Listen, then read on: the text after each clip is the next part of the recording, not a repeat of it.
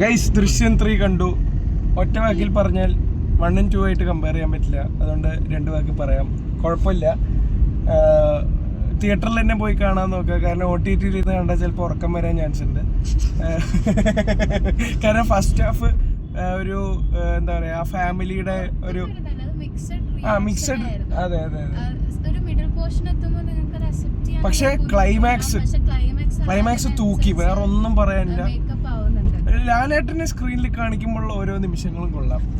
പിന്നെ ബാക്കി കാര്യങ്ങൾ പറഞ്ഞാൽ സ്പോയിലേഴ്സ് ആവും. നിനക്ക് എന്താണ് പറയാനുള്ളത്?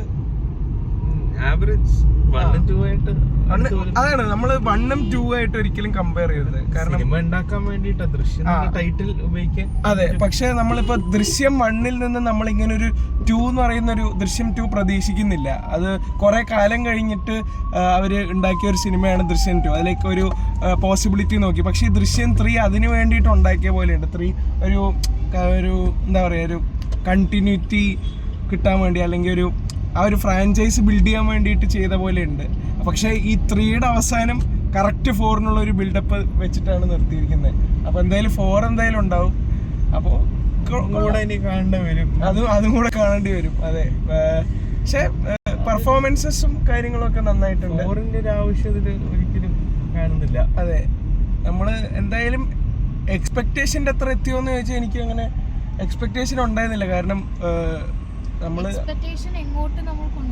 അതെ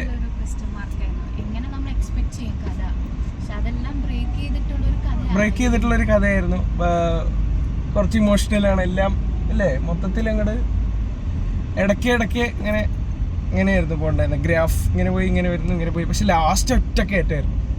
കൊള്ളാം അല്ലേ, കുഴപ്പമില്ല. അതെ, എല്ലാവരും തിയേറ്ററിൽ പോയി കാണുക, ഉറങ്ങാതിരിക്കാൻ നോക്കുക. കാരണം അവസാനം അടിപൊളിയാണ്. ഓക്കെ, എന്തായാലും അടിപൊളിയാണ്.